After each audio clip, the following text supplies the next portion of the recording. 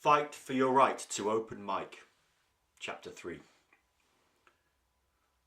Unzipping his gig bag, Nige took the tuner device off the head of his Fender guitar.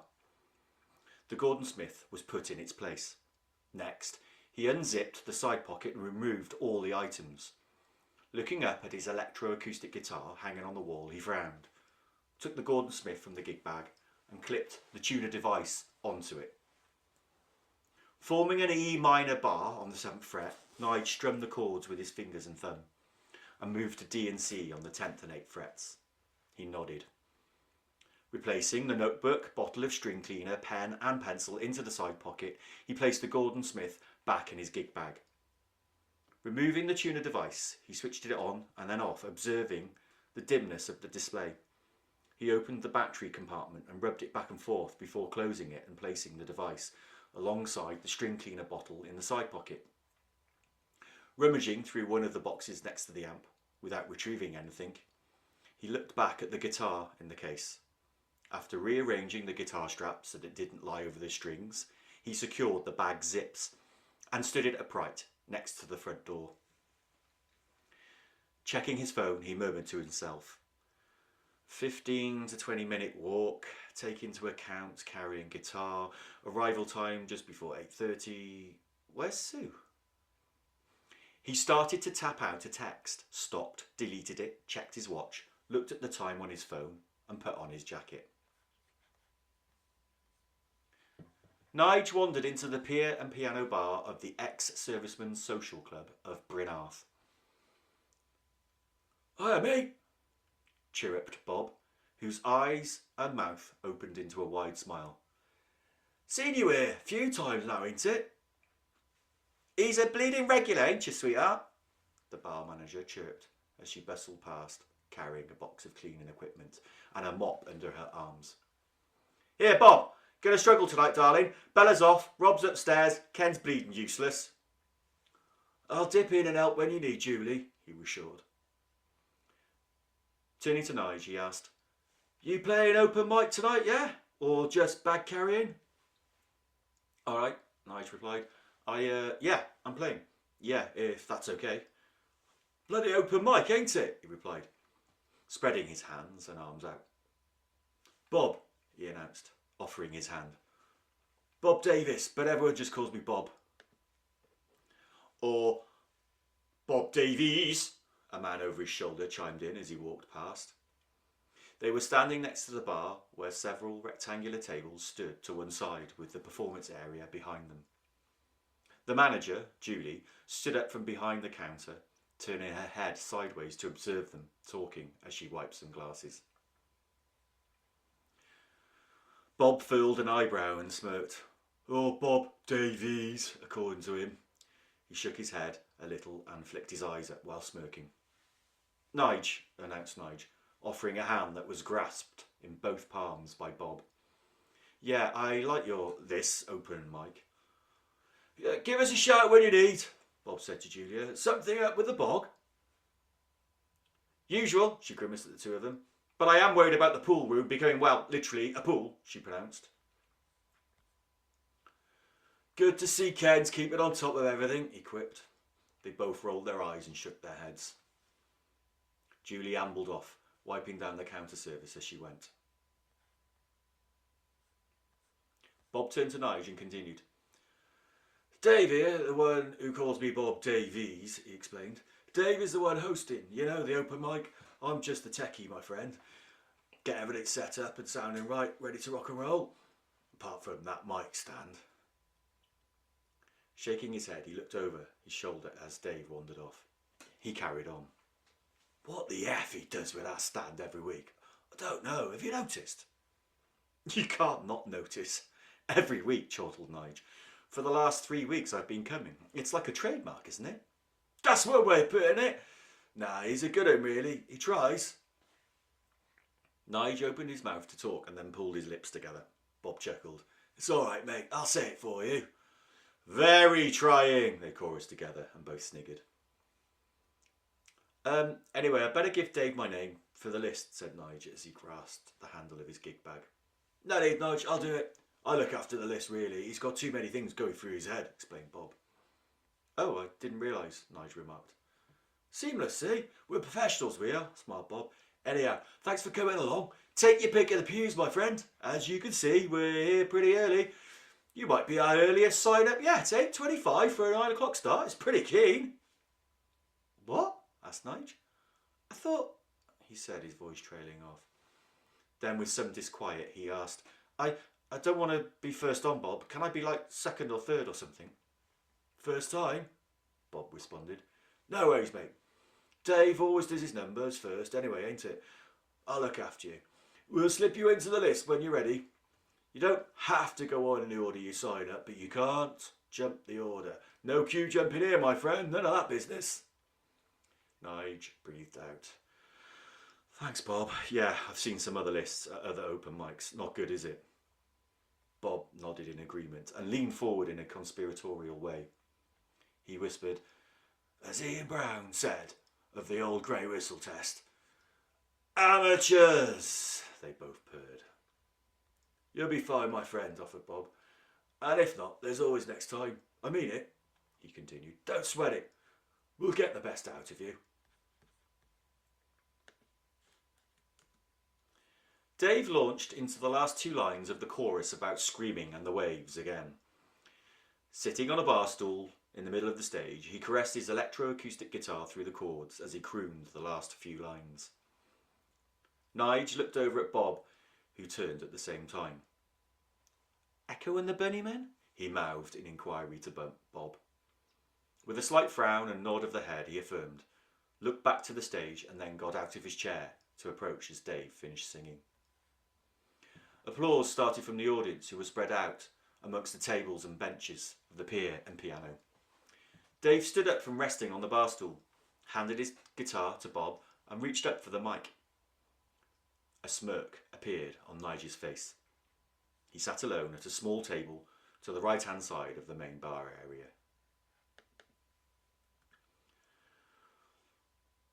Thank you. You're too kind, thank you, said Dave, as his hands tried caressing the mic out of its holder. He shifted his left hand to grip the stand halfway down.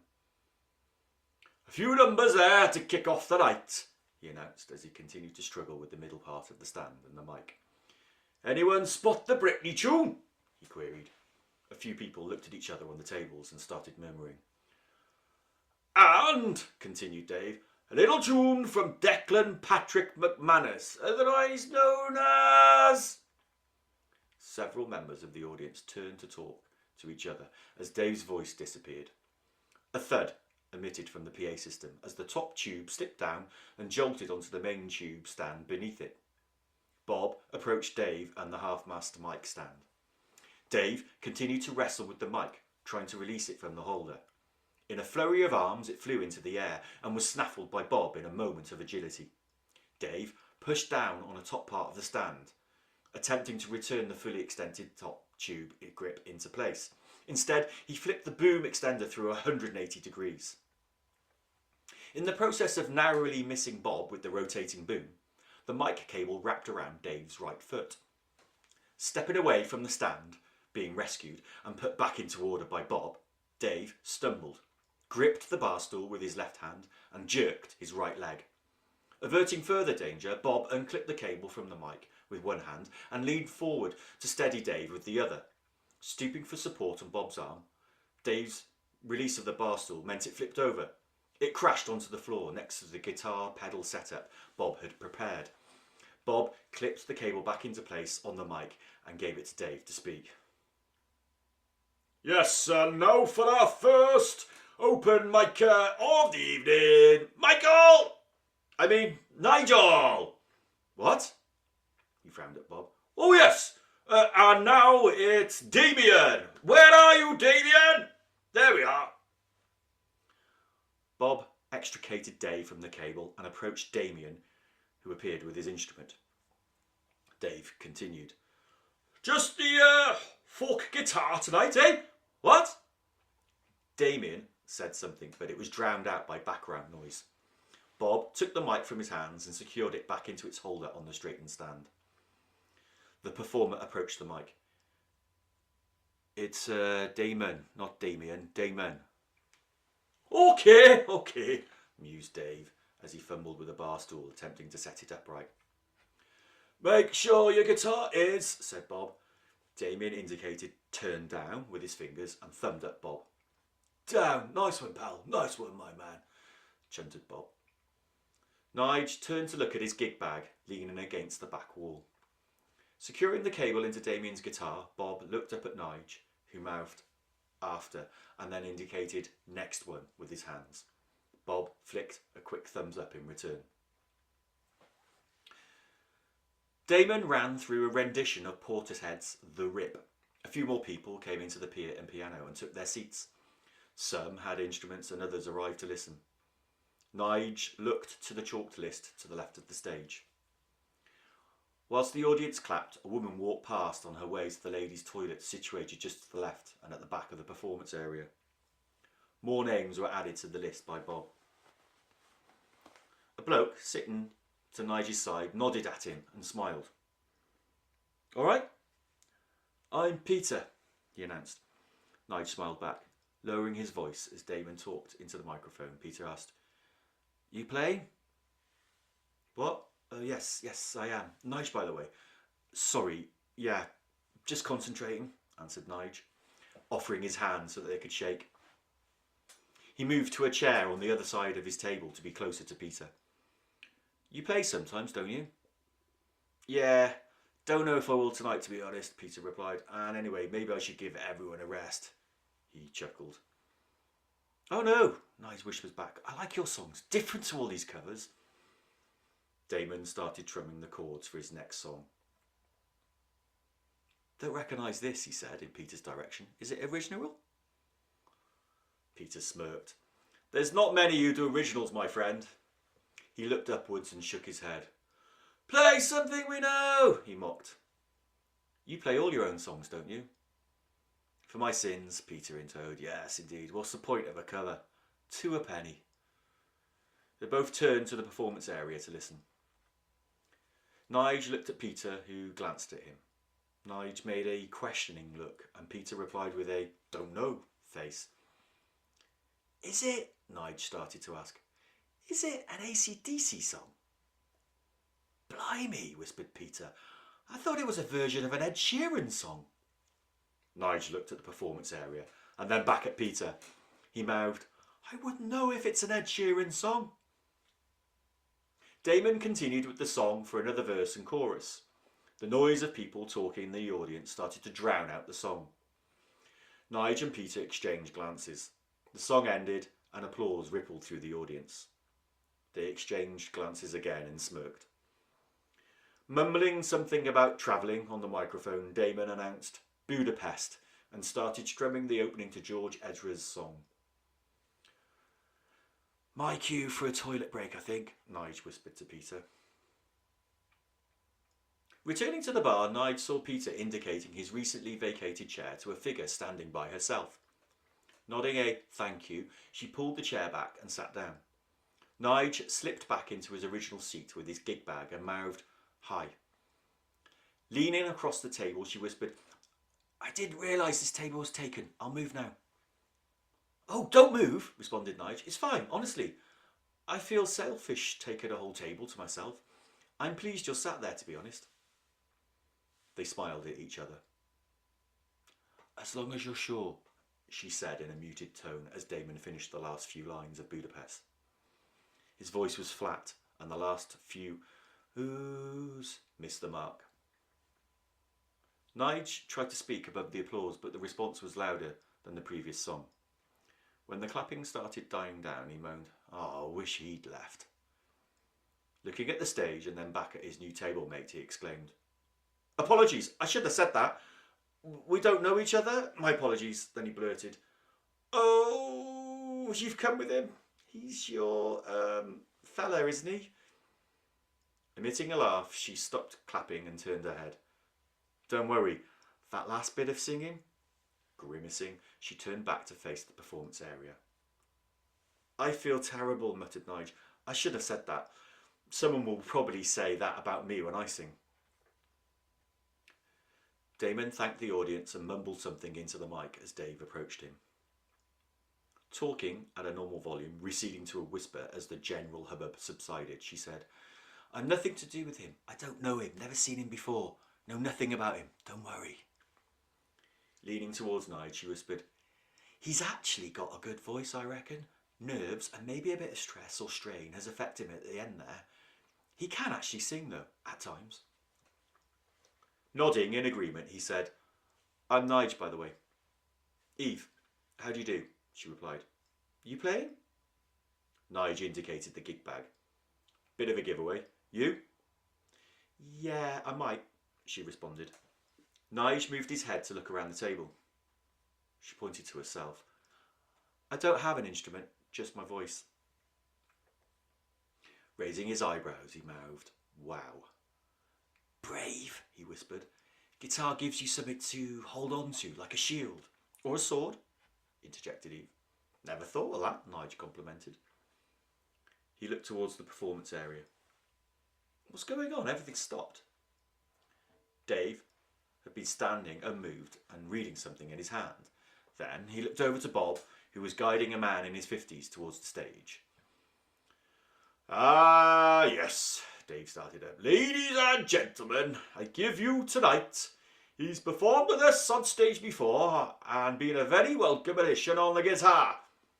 "He's played keyboard with us," Bob shouted from the side of the performance area. "Ah, yes, that's right. Keyboard. But tonight on his own for the very first time, Adam!" Eve turned her head in Nigel's direction. He noticed and returned the look. "No jokes," she announced. "What?" replied Nige. Nothing," Eve responded. "Do you know him?" "No, it's just..." She shook her head. "I just hope he does okay." "Actually," said the new performer through the PA, "it's Alan, not Adam. Thank you, Bob. Thank you, Dave." Nige turned to Eve and blew out his cheeks. "Oh, no calamities with Dave, apart from getting the name wrong, but that's par for the course." She smiled. "He always gets the names wrong?" "Mostly," chortled Nige. "Or the mic stand drops down, or he knocks something over. You not been here before?" "No, first time. Someone recommended, but no, first time. Seems nice, though." "Oh no, it is," Nige affirmed. "Really nice venue. Bob's really friendly, Dave's a nice guy, and they actually run a good list. You know what I mean? I haven't played here yet, or anywhere for that matter. Probably first time tonight," he confided. She nodded in reply. "Oh, here we go," said Nige, indicating the performance area. Returning to the stage, Dave started to walk sideways behind Alan, who was settling into a chair with the venue's house electro acoustic guitar. Dave's sideways walk avoided knocking over any stands and other items on the floor. Turning to Nige, Eve tilted her head and said, "He's doing fine." Furrowing her brow, she said, "What are you talking about?" Nige moved his eyes to look at her but kept his head facing forwards. Reaching the stage keyboard on the right-hand side, he flicked a switch and looked over at Bob. Picking a lead from the back of the instrument, he wiggled it. As his hand moved, a high-pitched feedback whine blasted through the PA system, rattling the wires on the snare drum. Dave pulled the cable out of the instrument, resulting in a deep crackling and clicking sound, reverberating through the speakers. Then he dropped the cable on the floor, producing a constant mid-range hum before the feedback started pulsing again. Moving to the sound desk, Bob flicked a few knobs and brought the cacophony under control. Dave had started to move sideways across the stage again. Stopping next to Alan, he saw the mic stand was not at the correct level for the performer and started to twist the lower pole. The top pole of the stand dropped in an instant, with Dave reacting by flinging his hand out in an attempt to control the boom. He missed and caught the body of the guitar Alan was trying to tune. Turning from looking at the guitar head, Alan's face collided with the boom that Dave had caught with his elbow after reacting and pulling his hand away from the guitar. "There you are," Nige announced to Eve. She put her hand in a fist up to her mouth, putting her front teeth on top of her lower lip. I'm sure Alan will be fine, Eve whispered, and they both suppressed a laugh. Bob spent a few moments checking the stage, reassuring Alan and connecting everything. He checked the soundboard and returned to Alan's side, murmuring something to him. Alan played an arpeggio chord that rang out through the speakers. They nodded to each other and Bob rested his hand on Alan's shoulder, pulled a "you can do it" face and moved a few feet away. Eve showed her crossed fingers to Nige. He returned the gesture and they shared a look. The whole room fell silent. Alan strummed an opening chord progression and then stopped. "Sorry," he mumbled into the mic. His right hand moved again and he started to fingerpick the intro. The sound petered out as his hands ceased and he took a deep breath. His hands shook and he bit his lip. For a few seconds, the room turned into a mausoleum. Eve turned to Nige and smiled, baring her teeth. Nige filled his cheeks with air. They both made an O shape with their mouths and shared their crossed fingers below the table again. Bob shuffled over to Alan and peered at the mini control board on the top of the house guitar. Twiddling a knob, he moved back closer to talk to Alan and avoid the mic picking up any sound. Alan nodded as he listened. Bob squeezed his shoulder and murmured, "No worries, you can do it, pal." His encouragement pierced through the silent room. Bob kept his hand on Alan's shoulder as he moved his right hand rhythmically over the strings. Smiling, Bob nodded and whispered, "Yeah." The arpeggio picked up and Alan started strumming a different chord. His voice picked up on the note and he started to the opening vocals. Bob moved away, slipping to the side of the performance area. Alan's chords changed and he proceeded into his slowed down version of "Let's Dance." Nige showed a fist to Eve under the table. She looked at him and frowned. He made a move to indicate a fist bump, and she responded in kind with her face expressing silent mirth. Nige mouthed, "I'm going next," at her and crossed his fingers in front of his chest. "I'm sure you'll be fine," she whispered. "You've never heard me," he replied. Sticking his finger in the air, he looked over to Bob, who noticed him. He returned an OK sign with his summoned fingers. "Shoosh," he hissed. "I'm definitely on." Eve grinned at him and then peered at Bob. He saw her, indicated a writing action with his left hand while looking at the open mic list on the board. She nodded and he mouthed, "Name?" in return. "Eve," she mouthed without a sound. Turning to Nige, she winced. He made a slight nod and pointed his eyes towards Bob, who wrote up Eve's name on the board. Alan continued and hit a few sticky patches during the course of his song. Each time the audience held their breath as Bob looked on and nodded his support. Alan paused, caught the venue's willing momentum behind him, wiped sweat off his brow and continued. As his vocals shook towards the closing phase of the song, he drew a deep breath and roared out the last lines, finishing in an instant. The audience erupted into applause and cheers. Alan's face fell at first and his hands gripped the edges of the guitar. Spreading his arms out wide, Bob approached him with a broad smile. Alan rocked the top part of his body back and forth, raised his clenched fists and spluttered through gritted teeth, "I did it! A whole song! All the way through! Eventually!" Looking into the audience, a woman stood up and blew him a kiss. He stood up, handed the guitar to Bob, indicating he was through, and joined his entourage. Bob removed the mic from the stand and held it up for the approaching Dave. Waving his hand over the mic stand to indicate "leave it alone," he held the mic for Dave to take. "Great work! Fantastic work! We knew you could do it!" congratulated Dave above the applause. "You done? No more?" Alan shook his head from his table, grinning from ear to ear. "Right then, who's next?" he continued. Bob set the stand upright and looked over to Nige, who busied himself with his gig bag. Checking his strings with the tuner, he picked up his notebook, stood up and paused. Bob said something to Dave, casting a stern look at him, and indicated with his eyes to talk into the mic. "Break a leg," hissed Eve, through the general noise of chatter and movement of people released from the build-up of pressure urging Alan through his song. Nige nodded and glanced for a fraction of a second at Eve and made his way towards the performance area. "And now," Dave started to chant, "we welcome Nige! Nige to the stage, please." The audience clapped. Somebody whooped. Holding his Gordon Smith in his right hand, Nige felt his hair brushing his cheek. He swept the side of his face and flustered with his collar. His countenance flushed red. "All right, mate," beamed Bob. He studied Nige's guitar. "Haven't seen a Gordon for ages, pal," he buzzed. "Beautiful body of wood, aren't they? What sound do you want?" he asked.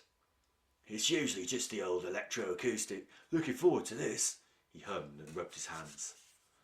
"Yeah, it just feels comfortable," responded Nige. "Just a nice, clear sound, please. I'll adjust the tone or change the pickup if I need to change." He pulled the split control knob to indicate the change from humbucker to single coil. "Mate," grinned Bob. "Love that feature. I forgot about it. Right, turn down, good lad, already turned. Fit the cable through." Nige fed the cable through a gap in his strap and connected. "And there we are, let's hear." Nige strummed a G bar chord. He adjusted the pickup back to humbucker, turned the tone dial and strummed the chord again before sliding up to C. "Lovely sound," purred Bob. He indicated the floor monitor and asked, "All okay? You standing up to play?" Nige nodded as Bob adjusted the mic stand ready for him. Nige played the chords again, found his voice and through the mic. The sound of his vocals and guitar reflected back at him from the monitor. He breathed in slowly. "Thanks, Bob," he muttered. "You'll be fine. Sounds like you played before," he said as he checked the performance area before leaving. "Good evening, everyone," he announced. "I'm Nige." A few people clapped and muttered, "And I'd like to play a few songs for you." The room fell silent. All chatter ceased. Flicking on the tuner device, he started to tune his top E down to D sharp. Pausing, he tuned back to a clear E. "Apologies," he announced. "I was going to play Yellow. I've changed my mind." A few people swapped words. "Any Joy Division fans," he carried on, "will hopefully recognise this one." His right hand fingers brushed back and forth over the strings. Closing his eyes, he felt the flow of the A to D to E bar chords wash over him. Hearing his own voice resonating back at him, the three verses and choruses of Atmosphere flowed from his chest and head. At one point he opened his eyes, closed them, opened, and then sealed them shut. At the end of the song, he observed how his left hand became shaky as he traced it back to the 5th fret A bar chord. His eyes hadn't adjusted to the poor light and he couldn't see the dot on the neck for the 5th fret. He panicked for a moment as it sounded sharp and then shifted his hand from 6th fret to 5th. He finished the song with a final strum and flourish. Clapping emerged from the darkness of the tables. "Thank you," Nige chimed. He wiped his hand on the back of his jeans in an attempt to clear the dampness of sweat on his palm. "This is one of my own songs. Hope you like it," he announced. "We always like an original, don't we, Peter?" called Bob from the audience. A scattering of clapping emerged from a few places.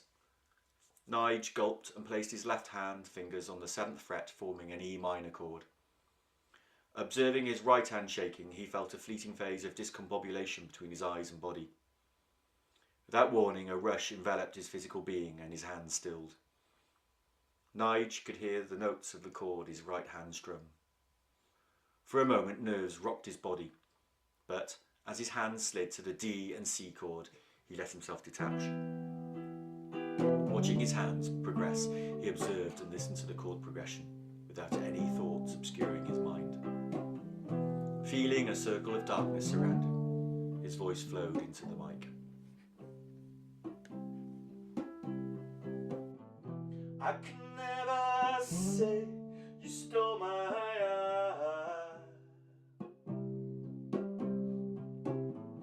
I can never mind if you're not mine. Sitting here alone, it does me in.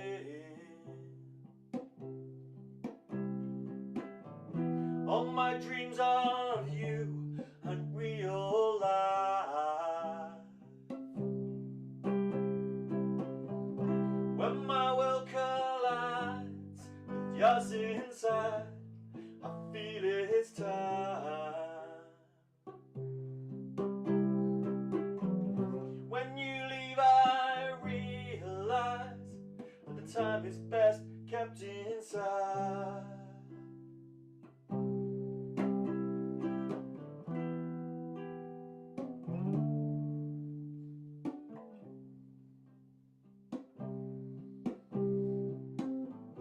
I can never say you gave me pain.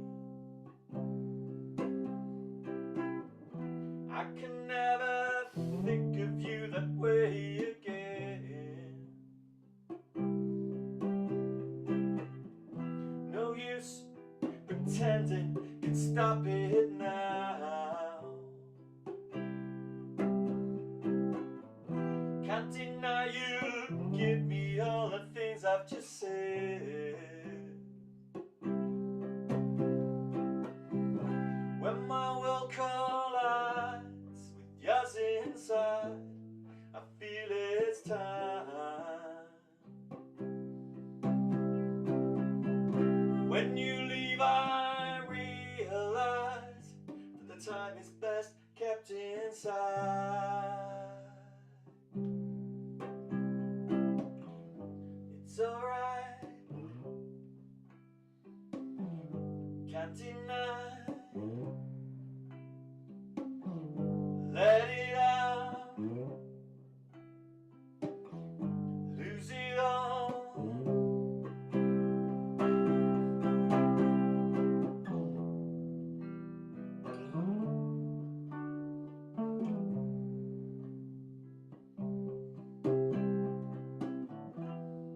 Shouldn't say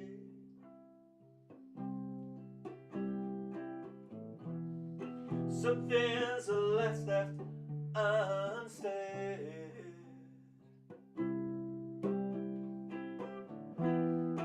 Lose it all.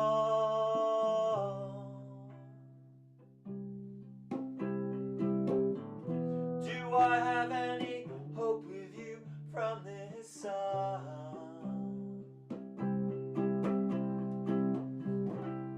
Shouldn't say lose it all.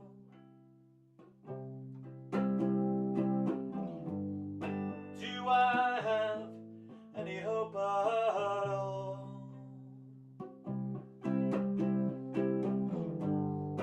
Do I have any hope at all? Do I have any hope at all? Do I have any hope at all? Striking the final chord, Nige let the notes sustain and fade to close the song. Bowing his head, he heard people clapping. Thank you so much. Feeling his body glow, he took a step back and allowed his muscles to relax. Breathing out, he looked up and saw Eve talking to Peter. He sucked in his lips, moved to where he had left his notebook on the side, and peered at the list he had made in the back room at home. 3 songs or 15 minutes, called Bob. Carry on, mate, you're doing great. And finally, I'd like to do my version of a well-known song. You might recognise it. I like to do my version of songs. mainly because I can't actually play well enough to sound like the original version of the song. He rubbed his nose with the back of his hand. It felt wet. A few beads of sweat trickled down the sides of his face. Although this is usually an upbeat tempo song, I think it's more of a love song. Missed chances. We've all got a Dakota. Sliding his left hand up the fretboard to the 12th fret with no strumming, he listened to the purr produced by the E major open bar chord. The PA system and Bod's audio setup allowed the guitar to resonate and hum in a way his amp at home never did. Closing his eyes, Nige allowed an historical welling up to course through his arms. This physical action was different to the previous song. He swam in nostalgia bursting from his chest. Submerged, he heard his voice reverberate in the space around him. Sweeping through the song, Nige embraced the chord change to B and the bridge lyrics. His chest swelled. Euphoria. He paused, stopped. Both hands coordinated and resumed playing the correct progression. The second bridge floated in front of him. Enjoying the quality of his voice coming from the floor monitor, he transferred to the closing chorus and moved to the final line, allowing his guitar to ring out. The clapping broke his bubble and he nodded, repeating, "Thank you, thank you." As he turned down his guitar, Bob approached, indicating to turn down the volume, and then gave a thumbs up. "Well then, pal, told you you'd done it before, eh?" "I haven't," protested Nige. The applause petered out. "Honestly?" Bob unplugged the guitar cable from Nige's instrument and turned away as he saw Dave striding towards the mic stand. Slipping off his guitar, Nige made his way back to his chair. Nearing the mic stand, Dave caught one of the 3 bass feet with his left foot, producing a thud through the sound system. He went to take the mic and looked down at his foot, missing the mic and groping thin air. In a reflex action, his hand flew back up and knocked the mic out of its holder. Catching the bass feet with his other foot as he picked up the mic, the whole stand rocked back and forth. Holding the mic, he boomed, "And thank you very much indeed. Thank you so much there to Mike." He started clapping and then held the mic back to his mouth. "Mike at the open mic. Well done." Nige turned back and called out, "It's Nige!" But his voice was drowned out by Dave's outburst and another round of clapping. Eve smiled at him as he packed his guitar into his gig bag. "Oh!" he exclaimed, pulling the zipping part of the bag. "I've left my notebook on stage." "I wouldn't worry," she replied, raising her voice to overcome Dave's introduction for the next performer. "You'll be able to get it in a bit." "Gary and Chris?" asked Dave on the stage. "Where are you, Gary and Chris? Come and get ready to play open mic." "Anyway," declared Nige, "thank you." "What for?" frowned Eve. Taking his seat and shifting his legs into a more comfortable position, Nige said, "Oh, thanks. For the applause, that is." Eve pointed to the stage. "Have you just performed?" Dave glared.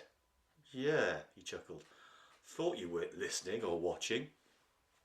Bursting into laughter, Eve chortled, "I'm just messing with you. Sorry, I am evil sometimes." Nige rolled his eyes.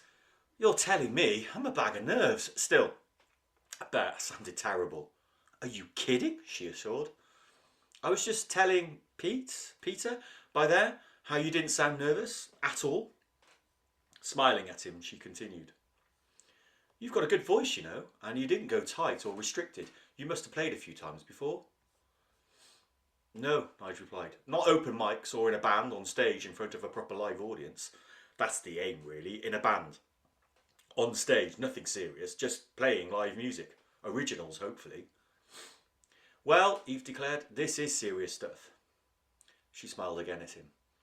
"Anyway, it wouldn't matter if it didn't go well, would it? It's open mic, open to anyone to have a go and just give it a whirl, isn't it?" "It feels flipping serious when you're up there," stated Nige, taking a sip of his warm half-pint of lager. "No one wants to look stupid. I nearly stopped a few times. In fact, I did," he mused. Eve shook her head and pouted her mouth into a "didn't notice" face. "Really? You didn't notice? It was glaringly obvious, wasn't it?" he asked. "I just totally stopped. Everything went blank. And then, like, Something took over. It was weird. He took a sip. Amazing, really. A beautiful feeling, actually. He lowered his voice as the next performers prepared to play. Never mind me. My word, I've just run through a few songs on stage in front of a handful of people. It's nothing special. Eve leaned over to whisper, "You should be proud of yourself. It's one of the greatest fears people have. Up there with the worst, death." Nige looked at her with a puzzled face. "The fear of speaking or standing or performing in front of other people. It's up there with the fear of death for some people." She nodded. "Hello there," announced the next performers. "It's Barry and Morris, actually." "When you up?" he asked Eve. "It'll be a while yet," she mused while studying the board. "Does everyone have 15 minutes or 3 songs?" Nige observed Barry and Morris. "That's the maximum, so no, not always. These guys," he nodded, "will probably just do the one song. They usually do. In fact, I reckon they're going to do that What's Going On song." "And so," declared Barry and Morris, "back by popular demand, What's Up by the 4 Non-Blondes, or in our case, 2 fat bald blokes, or should I say 3, because there's 2 of us." Whoops and cheers erupted from the audience. Chairs turned and many bodies rotated to face the performance area. Eve furrowed her brow, listening to the opening chords, and sighed, "Oh," in recognition of the song. "Looking at the list, I reckon you'll be on in about 45 minutes, maybe less. You never know. You ready?" asked Nige. "I've practiced," she breathed out. "A lot. Maybe not as much as you have, but a lot." Finishing off the last of his drink, he asked, "Where else have you played? Sung. Performed, that is." Wiggling her head, she pouted her lips and drawled, "Nowhere, really." Nige stood up. "Would you like a drink?" he offered. "Oh, no. Oh, just a glass of water, please. You know, still got to perform. Can't risk anything." Eunice, on her banjo, playing Beatles songs, replaced Barry and Morris. Bob attended to her many needs: music stand for lyrics, extra mic and stand to pick up the sound on her new banjo that doesn't have inbuilt pickups, accompaniment with a tambourine, cajoling of the man with BO in a black vest to play bass with her, and lastly, accompanying harmonies for the chorus of All You Need Is Love. Following Eunice and her Beatles revival, a man called Bernard got Dave drumming and Bob playing bass for a rendition of American Pie. Bob studied Bernard's hands on his guitar to pick up the key and chords. After the first minute, he was able to relax and play around with the bass line. Bob's mate, Tim, appeared from the very back of the bar to pick up the tambourine and boost the vocals for the chorus. The makeshift band stayed on for a version of Go Your Own Way, which took Nige a full minute or 2 to recognise. Turning to Eve, he opened his mouth to speak, but saw her in a pose, leaning forward, with her finger and thumb on the bridge of her nose. He took a sip from his lager, replacing the glass on the table with a clunk. She jolted up and uttered, "Oh, you okay?" "Yeah," he replied. "You?" She nodded. "Can I ask you something?" he whispered. Raising her eyebrows, she peeked at the performing area and then at Nige. "Yeah, sure." "It's, a tricky topic," he mumbled. "Oh," she said, and sat upright in her chair. "Go on," she drawled. "Look, it might just be me, all right? I accept that," he started. "And I seem to be the only one, right? This sounds..." I know, said Nige, holding his hands up. The performer's volume decreased. He glimpsed the stage. Staring into her eyes, he whispered, "I don't quite know how to say this, or how to ask it as a question, really." "Are you sure I'm the right person to ask? We don't even know each other," she whispered back. Nodding repeatedly, he countered, "Absolutely, and that's why I need to clear this up straight away." "Go on, but make sure you don't say anything you might regret, okay?" "I understand. Okay, here goes. Are you married?" she interrupted by hissing under her breath, pointing at his wedding band. "What? No, yes!" The song finished with people clapping and standing up to shout praise out at the performers. "See, that's the thing," he announced. "This song." They both stood up following the queue of everyone around them.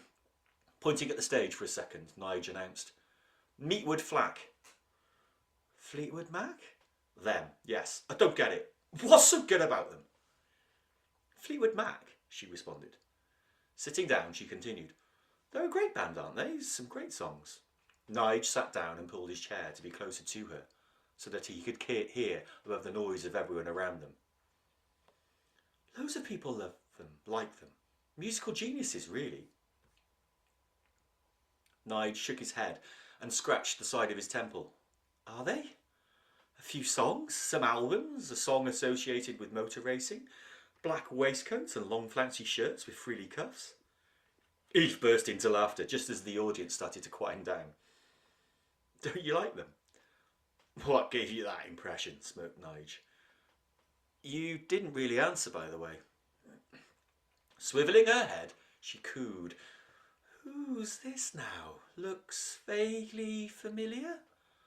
Nige groaned. "Oh no, it's the bloke who never knows how to finish a song properly. He must have turned up on time. He usually turns up much later and tries to get on the list with some stupid excuse about the bus." Dave ambled onto the stage area, greeting the new performer. "I want a very old Alan Shearer," he called without the benefit of a mic. Reaching for the mic on the stand, he twisted the middle and removed it just before the top pole slid down out of view inside the bottom pole. "Our very own Alan Shearer," he chuckled into the mic. The new performer fiddled with his guitar bag, removed his instrument, and turned his back on Dave. From the side of the stage, Bob spoke into the spare stage mic he had just switched on and said, "I think you mean Ed Sheeran." Yes, Dave chimed. "Sheeran, that's it. OK," he continued. "Time for a few originals, isn't that right? Or a twist on other songs, yes?" Staring in the direction of the new performer, he popped the mic back into its holder at waist height. "Ollie," Bob asked, "what do you need tonight?" Ollie waved a finger in Bob's direction, scrunched his face up, and shook his head. Bob shuffled to the mic stand and resurrected it to its rightful height. He indicated standing up with both his hands, to which Ollie nodded an affirmative. Eve raised her head to peer at Ollie, opened her mouth and paused for a second. "Does he mean to look like Ed Sheeran?" she asked, "or did he just say that because of the way he plays?" Nige moved his head from side to side and flapped his lips. "I've no idea," he breathed. "I just find this guy a bit... I don't know. I don't mean to be mean." He pulled a forced smile. "Does he do Ed Sheeran songs?" asked Eve. "Bloody hope not," hissed Nige. "Can't stand that... Good evening, people and piano and pier and good people of Brynarth," bellowed Ollie. "What a terrible situation in Jakarta, eh? Can you believe what they're doing?" Fiddling with a few strings, he made a discordant sound as he bumped his lips into the mic. His facial hair scraped and amplified through the speakers. Nige raised a hand to his forehead and closed his eyes. "You sure I can't get you a drink?" he asked in a whisper to Eve. "Is he the new Bob Dylan, Billy Bragg, Neil Young?" asked Eve. Ollie carried on talking about news events in the background. "And this is dedicated to all those that stood up to that murderous dictator. Going home!" cried Ollie. "Which is what I would do if I were to break open mic etiquette in a wanton and brazen way, which incidentally," Nige continued, "is what this guy, Ollie, does all the time." "Hang on," scoffed Eve. "Are you not staying to listen to me?" "Of course! Oh, bloody hell! No, of course I am. Flippin' heck, I'm sorry. No, I didn't mean that."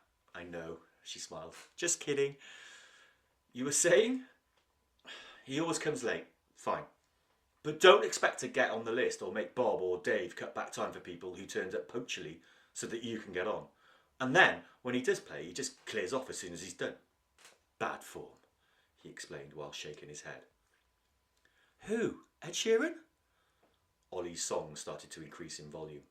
"What?" asked Nige. "I said, who? Ed Sheeran?" "Ed Sheeran," retorted Nige. "I absolutely loathe that... Get out! Get out! Get out! Screamed Ollie at the top of his voice as he thrashed the strings of his guitar in time with his words. I don't want you!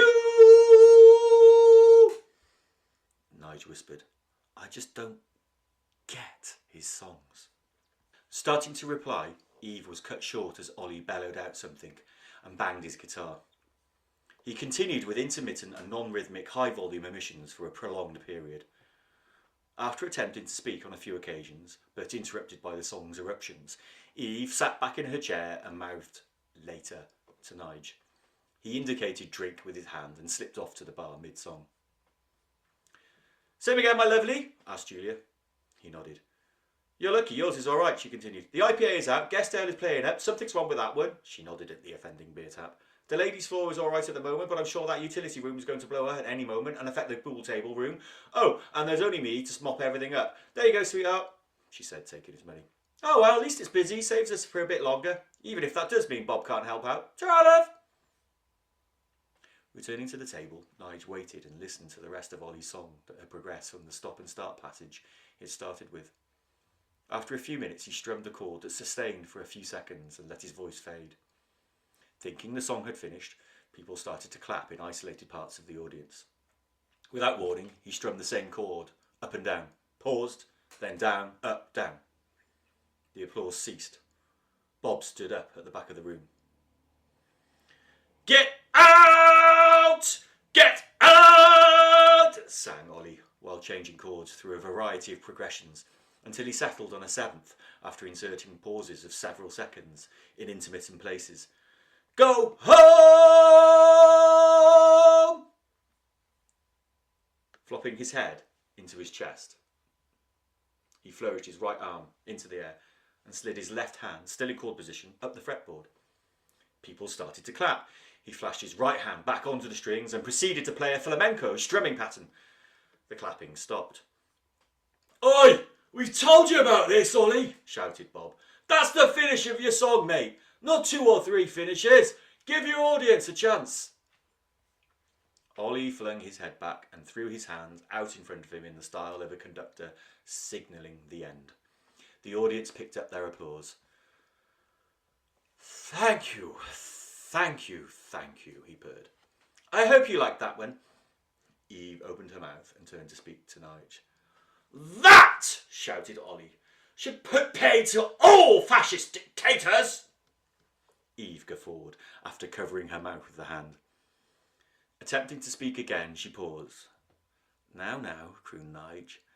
Don't take the mick. I think it's rather sweet, don't you? Ollie continued his lecture on news and political items in the background. A number of people picked up conversations at their tables and made their way to the bar. Sweet? He's a man in his 30s? She exclaimed. Is he? Frowned Nige. Looks young enough, theoretically, to be my son. I was going to say, it looks like I'm going to be on soon. One more after this. Derek? And then me, she announced, while peering at the list to the side of the stage. That's good news, he said above the hubbub of noise and droning of Ollie on the mic. You definitely want to be on after Derek. Everyone will be pleased to see you, to hear you, after Derek. What do you mean? She queried. Ollie started his next song by smashing a few root chords before moving beyond the 12th fret and plucking the strings with his plectrum. You'll see, he said. Everyone likes Derek. You can't not like him, but you'll see. Eve and Nige endured the rest of Ollie's second and third songs. Unable to speak to each other, as they couldn't calculate when there was a sustainable period of stable volume, they remained in their chairs, watching and listening. Approaching the stage to help prepare for the next performer, Bob led the applause when his third song came to an end. Ollie started finger-plucking a chord. And now for my third song, he crooned over the top. I'd like everyone to take a moment. Mate, you're done, declared Bob. You've done 3. Ollie stopped. I've only done 2, haven't I? He queried. 3 superb songs, pal. It's time for Derek, ain't it? He held out one hand indicating the turn it down sign, and with the other reached up and switched off the vocal mic. Ollie moved to speak into it while the audience increased their clapping rate. He spoke, but no sound came out. Looking round from side to side, he turned his guitar down, unplugged, and handed the cable to Bob. Good man, Bob chanted, as he busied himself with a chair and resetting the mic stand to a lower level. Dave? He called. Dave! Come in!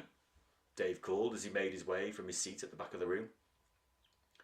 From the right of the stage, a 70-year-old man wandered onto the performance area carrying a red Stratocaster and music books. Bob helped him set up the books on a music stand and ensured everything else was set. You all ready to rock and roll, Derek? Bob asked. Derek indicated changing the chair. The general chatter and noise had increased. Is he any good? Whispered Eve. Can't hear you, said Nige. Is he any good? He asked back. She nodded. Like I said, you'll see. Sucking in his lips for a few seconds, he continued. I don't like to talk when he's playing. I feel, He sucked in his lips and frowned. The following 10 minutes consisted of lots of people talking at normal volume, chatter at the bar as Julie served multiple customers at once, bursts of laughter emitting from table conversations, Bob spreading his hands at Julia from the side of the stage and pulling a flattened smile, and the occasional sound of a note being played by Derek, who peered at the open book on the music stand and his guitar every now and then. At one point it sounded as if he started singing. Looking at each other, when Derek opened his mouth in the direction of the mic, both Eve and Nige moved their heads forward and to the side in an attempt to catch a sound of his voice. After a minute of singing, he wheezed, "Thank you." He stopped plinking his guitar and closed the book on the music stand. After removing his glasses, he swiveled and put his right hand on the guitar cable. "No!" cried Bob. A loud crackle and pop noise ran through the sound system. Most people stopped in their tracks. Turning towards the performance area, a trickle of applause skimmed across the audience, denoting the end of the act. "Thank you, Del Boy. Thank you very much indeed," bustled Dave as he swanned into the performance area. "Mate," Nige urged Eve. He saw her mouth ajar and eyes flitting around the room. "Mate," he hissed, hoping to be heard above the noise around them. Tapping the side of her arm, he hissed, "Eve, you're up now." She flinched and gasped at him. "God, yes." Her head trembled. Looking up, she mumbled, "Forgive my blaspheme," and turned to look at Nige. "I'm not particularly religious. I just don't like to do it," she mumbled. "What am I going on about? Yes, thank you, Nige. Was away with the fairies there." She inhaled and exhaled a breath. "Tell you something," she continued. "That took my mind off things." "Need anything?" "Just my sanity," she replied. "Break a thingy leg." "My thoughts exactly," she garbled. "Why am I doing this?" "I'm sure you can do it," Nige reassured. "You don't even know me. You've never heard me. I could be terrible," she retorted. "Just do it, like you said to me. What have you got to lose?" "Just my dignity and all sense of worth. And anyway, I didn't say that. I said, and next on tonight," declared Dave, "Evie!" Glancing at Nige, she rolled her eyes, took a breath, and made her way to the performance area. Applause rippled through the audience. Nige noticed people crane a look as she advanced to the stage. Bob greeted her, took the mic stand out of Dave's hands as he started to fiddle with the middle, and made sure everything was clear. "Just Mike?" he asked. "Good stuff." Eve leaned in, asked him something and pointed at the keyboard. He nodded, twiddled a few switches on the soundboard and instrument, and played a chord on the keyboard. "Thank you," she uttered, and then spoke into the mic.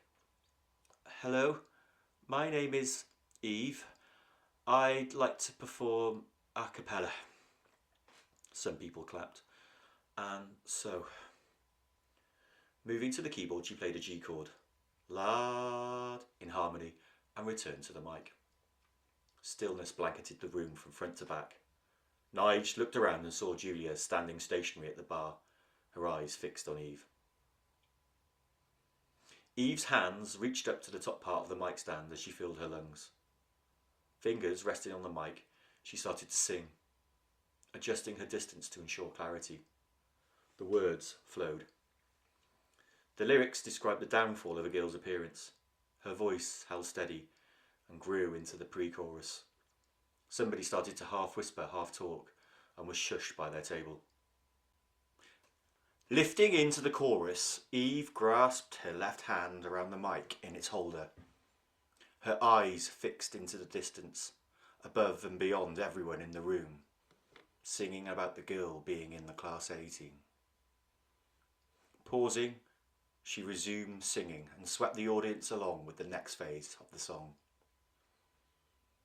Reaching the finale, Eve eased up, breathed through her nose and exhaled the last few words. A chorus of applause swelled from the audience and washed through the room. Standing motionless, she left her hands in place on the mic for a few seconds and then drew them to her side before muttering, "Thank you." Nige rose from his seat along with many others and continued to clap. "That's it," she uttered into the mic. "For now. Thank you. Thank you." Returning to the table, Nige pulled her chair ready for her to sit down. Dumping herself in her seat, she declared, "Large VAT, please." "Certainly, Arthur," Nigel trilled. "Worth every penny. That was absolute class. Absolute class. Smashed it for 6. "Do you think?" she asked. "You were brilliant. So good. Thank you." "What for?" "For genuinely entertaining me, rather than making me nervous and worrying and all that. From your first note to the last, I knew I could relax and enjoy." "Right, vodka and tonic coming up," he declared, and made his way to the bar. "Up you come, Kevil!" Dave cried through the mic. Bob bustled on the stage and held a guitar cable. "That was beautiful, wasn't it?" he announced to a front table with a smile on his face. "Love the fact she did a cappella. Anyway, here we go. Kev, pedal!" Holding a distortion pedal and electric guitar, Kevin appeared from the side of the stage. At the same time, a young man in a baseball cap scampered into the bar area from outside and sidled up to Nige. "Bloody loves Kev and his guitar," he beamed. "Double bar there, please, love," he burbled at Julie. "You wait your bloody turn, you cheeky get," she smiled back. "Flippin' heck, youth of today," she hissed while looking at Nige. "Here you go. Nige, isn't it?" He thanked her and felt his elbow being tapped by Kev's admirer. "You played, mate? Yeah?" Nige nodded. "Ah, you'll know then. He's a great player, Kev. Only one worth coming to watch. No offence, like. I'm sure you're very good and all that." "Shoot kebab, Willock. He was bloody brilliant, Nige was. And his mate there. She was out of this world. I wish you'd bleeding shut up sometimes, pillock," spat Julie. Willock pulled a smile and crossed his eyes, baring his tattooed arms. "My name's too easy to rip, innit?" he announced, pointing to a tat on his left bicep. "Royal Welsh Guards, mate," he announced. "You're a bleeding hero," she drilled while rolling her eyes and head, "but you know naff all about music or guitars. Now take your drink, pays me and get lost, div." "Loves the staff in here," chortled Willock, "especially Buse. Right, let's go see some proper guitar playing."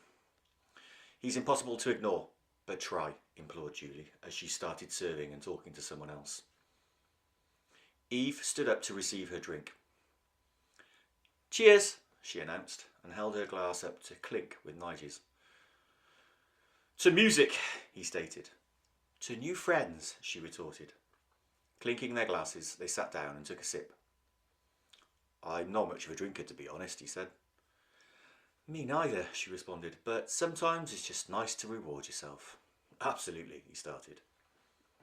Noticing the performance area, he closed his eyes in slow motion and moaned, "Oh no." "What's wrong?" Nige scrunched his face up as Kevin ramped his guitar through a few licks on full distortion. "I remember now," he moaned. "He played the first time I came here. I thought it was a joke." He puffed his cheeks and exhaled. Taking a sip of a drink and perusing the room, he said, "Open mics, they're great, aren't they?" Nige smiled. "Are they all like this? I mean other ones?" "They're always different," he replied, "from venue to venue and from night to night. This one's never the same." "To open mics," she chimed, and held up a glass again. May they thrive. Hear, hear, agreed Nige, to many more open mic events. Ensuring his gig bag was secure after the last act of the evening, Nige escorted Eve away from the room and towards the exit. They navigated the myriad of doors and corridors from the pier and piano bar area of the ex-servicemen's social club and arrived at the front of the building in the porch area. Stopping for a second, Eve patted her jacket in search of something, retrieved a scarf from a pocket and wrapped it around her neck and shoulders. All good, she stated. Momentary panic over. Bob approached them. Hey, he started. That was bloody brilliant, both of you. Thank you for coming. Oh, they're nice. First time playing, my arse. Eve, that was. Wow, really great. Do come again, guys. I'll bring my tambourine to play along with you next time, Nige. They exchanged pleasantries and Bob departed, leaving Nige and Eve standing, facing each other. Well, Nige, said Eve, lovely to meet you. She proffered her hand. He took it, then exclaimed, Damn, forgot to get my notebook. Left it on the stage. I won't be a sec. She nodded while he scampered down the corridor. Marching across the bar area with the lights on, Julie saw Nige approach the performance area. You looking for this by any chance? She asked, walking to the bar and retrieving his notebook. Thank you, he said, so much. Forget my head if it wasn't screwed on and all that. Tell me about it, she emphasised. Good crowd tonight. Don't ask me about the music and that. I haven't got time to listen to all of them. Mind you, your girl was good, wasn't she? Yes, she was, agreed Nige, but she's not my, girl. We just met tonight. She's very nice, though. Very nice, smirked Julie. I'd better get going? She cut in, cocking her head to look at the security screen showing a plethora of security camera scenes around the venue. Can't see her out there, love. What? Oh, yes. See ya, said Nige as he stuffed the notebook into his gig bag, side pocket, and trundled out of the bar area. Arriving at the front door area, he couldn't see Eve. A few smokers huddled in the outside porch on the other side of the doors. He looked around, took a few steps in different directions, and then proceeded to the pavement. She was nowhere to be seen. The walk home took 15 minutes. All the lights in the house were out as he unlocked the front door and slipped through the porch. Hearing a buzz in his ears from the pier and piano, Nige bumped his way through the hallway and into the back room. After depositing his gig bag, he popped his head into the kitchen. Switching the light on for a few seconds, he observed the devastation of saucepans, plates, dishes, and chopping boards gracing the worktops. He frowned. Upstairs, he approached their bedroom, observing the blue light of a computer or TV screen as he fumbled along the landing. The bedroom changed to darkness on approach, and he knocked something over on the floor upon entering. Sue tutted. You're late, she moaned. Oh, yeah, it was busy tonight, lots of acts. Huh? She groaned. Where? You didn't make any dinner. Where were you? He asked. Oh, yeah, I've just realised. I've not had anything to eat. I know, she bleated. It's because you didn't make any dinner. It went well, by the way. Yeah, I made a pasta pesto. It went well. Both of the kids called. You weren't here. They've got something to ask you. She sighed and turned over in bed. Switch the light off, will you? The light's not on. It's my phone. Can't see a thing. Ah, she grunted. Switch it off, will you? Flicking his screen brightness to its lowest setting, Nige shuffled round the bed, extricated himself from his jeans and t-shirt and crawled into bed. The buzz in his ears and head had turned to a ringing noise. Oh, mumbled Sue. Andy's coming to see us in a few weeks for my birthday.